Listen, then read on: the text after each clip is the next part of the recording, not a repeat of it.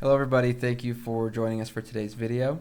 Today we're going to talk about therapist red flags, specifically things that therapists do that are red flags if you're the client of a therapist or if you're looking for a therapist, because they are people too and they don't always make great choices as we've seen in the news. So we're going to jump through a few of those things and we've come up with a few beforehand, but we'll see where it goes. Where do you guys want to start? Well, maybe we would just give a little preface to this, right? One of the reasons that I have been talking a little bit about this lately is because of the Ruby Franke story. Yeah. And for those of you who might not be familiar with her, she was somebody who was an influencer who had, I think it was like a video and podcast called 8 Passengers. And throughout her story, she ended up getting mixed up with a therapist, and the therapist did a lot of very red flag things.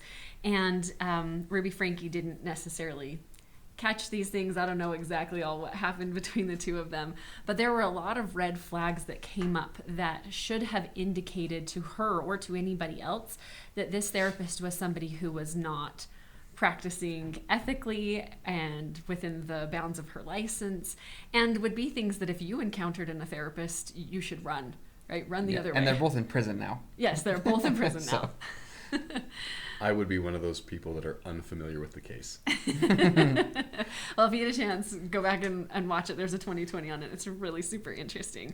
Right. But, I think that it is important for us to talk about the fact that as in any profession, there are people who are really great at their job and people who maybe should have chosen a different profession. And that's the same for any profession, right? Not just therapists, but any profession. And there are therapists who are practicing unethically or not staying within the realm of their license. And I think that it's important to know how to spot some of these things. Some of them maybe are unethical, and other things really are just bad therapy. Sure. That I think it would be helpful for people to be aware of. So what would be one of the first things you'd want to throw out to somebody? Because as I think about this concept, if I go to the doctor, I'm expecting the physician to just tell me what needs to be done, right? And so I think as a therapist, that's sometimes the confidence level that your client has in you. So whatever you choose to do, they're like, well, I guess that's okay, and I guess that's normal. So what would be one of the first red flags that you'd probably throw out? So I would actually talk right along these same lines. And this may be something people don't love, but when you go to a therapist, your therapist is not supposed to be making life decisions for you. You may want advice, but that is not your therapist's job. It's never your therapist's job to tell you where you should live, where you should work, what relationship you should or shouldn't be in. I would reserve any of those kinds of really specific things for maybe if my client was in serious danger, then I might make a really specific suggestion about I really am concerned about your safety. I think you need to get out of there.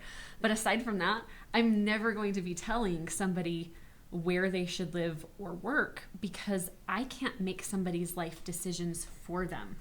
And it actually is really, really bad therapy to tell somebody what they should do for their life. It's your job as a therapist to help them explore it, not to tell them what to do.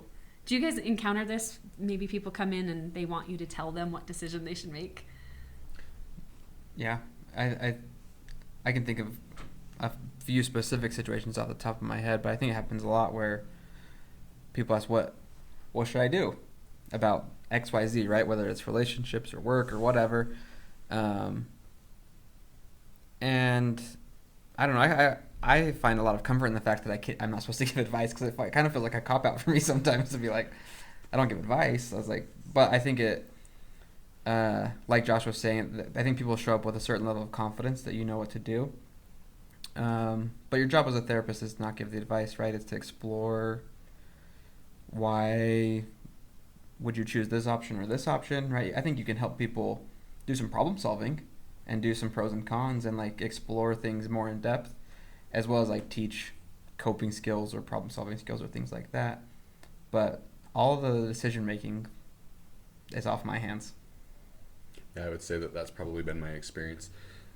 It'd be an interesting poll to have all of my clients vote. Do you want Josh to tell you what to do? I want you to tell me what to do. I don't. He'll never let me spend any money. I would imagine that there would be a fair few that that would say, yeah, like I just tell me what to do to make this go away, or tell me what to do in this situation. I can think a lot of areas of life where I'd really prefer someone telling me what to do instead of let me decide. Yeah.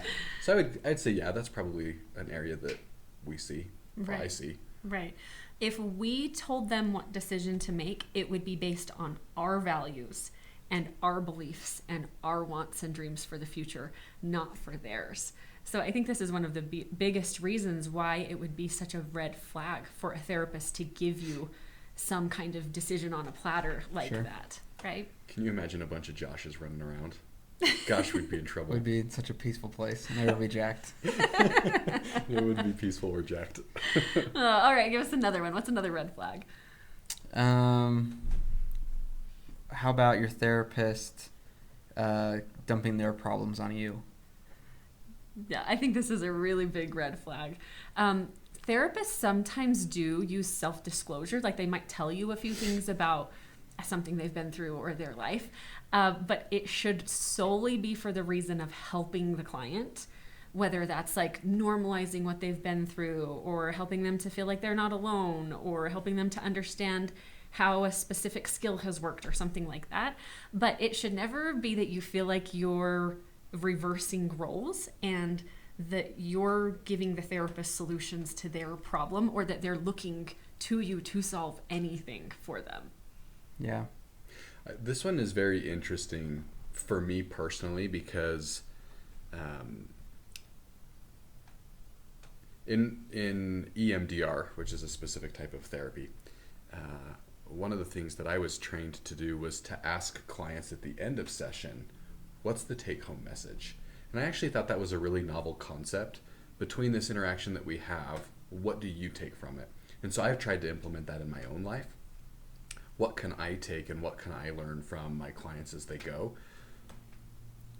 But the purpose of therapy can't be for my personal gain, right? I can take something based off of an interaction they had or a story that they tell, but the purpose of therapy shouldn't be for me to glean something. So we shouldn't be solving my problems. Now, if I take something, that's great. Call it good therapy practice or not, I don't know. But that shouldn't be the goal of the treatment.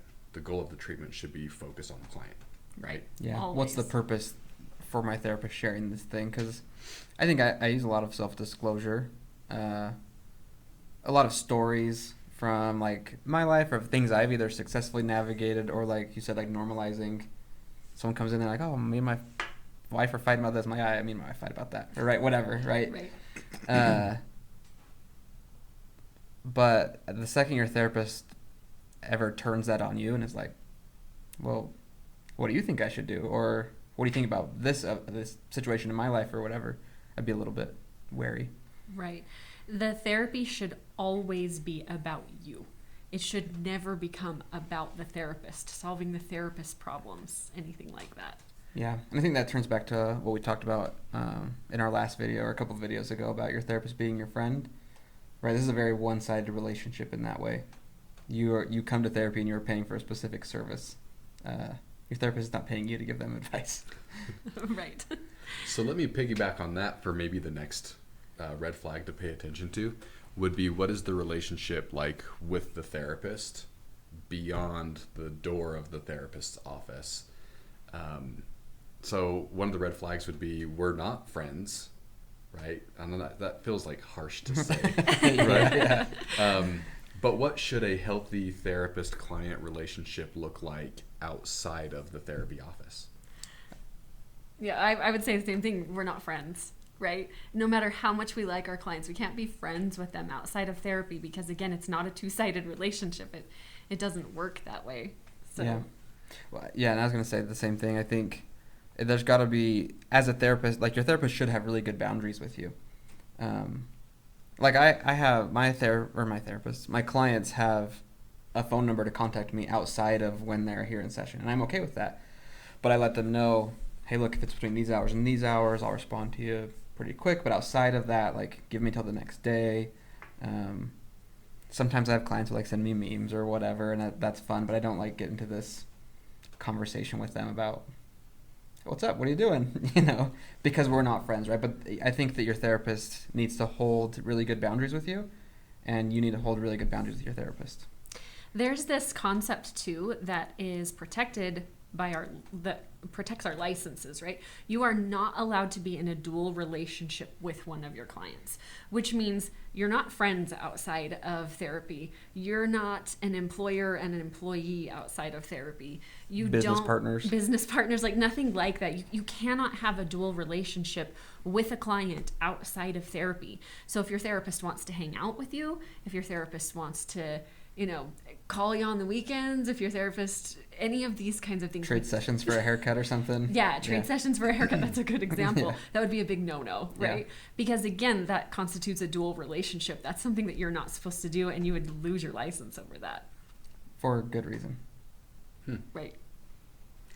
I'll give Josh a haircut, but we're coworkers. So. I'd take it. Yeah, that'd be fine.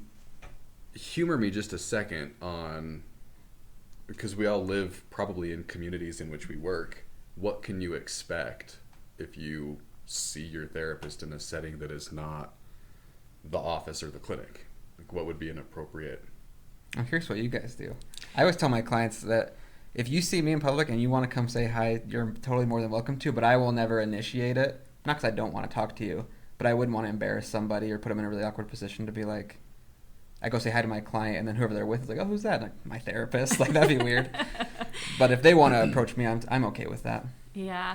I actually tell any of my clients that are living in areas that I might run into them, I tell them that if I see them, I will not acknowledge them for both their privacy and mine. Because obviously my family knows what I do for a living. And so if somebody comes up and says hi to me, my family doesn't know who they are. My family suddenly knows. Make some assumptions. Right. My family, then suddenly like I'm violating HIPAA by even acknowledging that I know them or that they know me. And so I tell them that it's as much a protection for me as it is for them, right? As much as I like them and would be happy to run into them somewhere, I can't acknowledge them and they can't acknowledge me because it really would be a breach of confidentiality laws. So that's what I say. I don't know. What do you do? I do a mixture of both. And I'll just share this story. It was funny. I was out one day with my wife and we were shopping and I saw a coworker and I think the coworker found me, and so she came up to say hello. So I talked with her for like 2 or 3 minutes, and when she left, I turned around and my wife was gone. I had no idea where she had gone, and my wife just like disappeared. She's like, "Well, I just thought that might be a client, and this and that." And so I think it's a good illustration that most of us will say, if you want to approach me, to some degree, that's fine. Also, I'm not going to approach you for very specific reasons because I could be with somebody, or you could be with somebody. Yeah. And so I think I do a good mixture of both of those things, right? Yeah. So I guess the assumption would be if you do happen to see your therapist in a setting that is not the office and you feel like they've totally ignored you or blown you off, there might be a reason for that. And it's not that they were meaning to cause any type of distress or they don't like you or anything like that. Yeah. But rather maintaining confidentiality, private practice laws, things like that. And the flip side of that being if they ran up and like give you a big hug, that might be a red flag. Yeah, that's a good point. Yeah, if your therapist runs up and gives you a hug. Especially like a hug from behind, sneak hug. Oh my gosh, that would definitely be a red flag. Run. Yeah. Kind of just going along with what we're talking about, therapists are required to follow confidentiality laws. And so a big red flag is if your therapist tells anybody anything about you ever, unless it relates to like safety, right? Yeah. Aside from that, your therapist should never be disclosing any of your information to anybody. Yeah, and I think that one, using this Ruby Frankie case as an example, right? She had told one of her clients' schools about something, like called her client's school he went to and got him kicked out of school, right? That's a very big breach of confidentiality. Even if she thought it was a good choice or for whatever reason she did it, like, we don't ever breach confidentiality unless someone's like safety is at immediate risk. Right. And I mean, in this particular story, the therapist did get put on probation for doing that, but I'm honestly surprised that she didn't lose her license for doing that because privacy laws are pretty clear about things like that. So red flag if your therapist ever discloses any of your information. Yeah, or even if they call like your spouse or something without your written consent, like on a release of information. They can't just like call your husband or your wife and tell them something about you either, even though you are married. Right. That's how strict privacy is. Not that we want to turn this into a whole episode on privacy, but this is also interesting when you have, let's say you have a child who is above 18, but they're still on your insurance, right? We can't just call parents, and you as parents can't just get all the info. I mean, we could do a whole episode on privacy laws if we wanted to, right? But it just reinforces the case that whatever you do in therapy, whatever you talk about, in the absence of harm or safety, is confidential. Yeah. So if it gets out there, red flag and run. Right. Right. You know, I would say too, as people are kind of trying to meet with therapists and finding somebody that's a good fit for you, it's important to keep these red flags in mind. But also, if something feels weird to you, something happens in the session and it feels weird, call it out. Like right then, right there, let your therapist know, like, that felt weird to me. And see if you can just make sure that you keep that line of communication open. Because sometimes I think that therapists, like anybody else, say things or do things that they think comes across a different way than it does. And so if you're having an interpretation of something and you think that it feels off, stop and call it out. Absolutely. And if it still doesn't make sense to you, I think run. There are lots of therapists out there, and there are people who are really, really great at this job, and there are other people that you're not going to have a good connection with. So that's unfortunately one of the hard things about getting into therapy, is that it's going to take a few tries before you probably find the right therapist. Sure. I like the idea of trusting your gut. That's a good point. It's always a good fail-safe. Yep. Okay. Well, thank you everybody for joining us for this video. If you have any questions or any other thoughts, we'd love to talk to you guys in the comments, and we'll see you on the next video. Thanks. See you next time.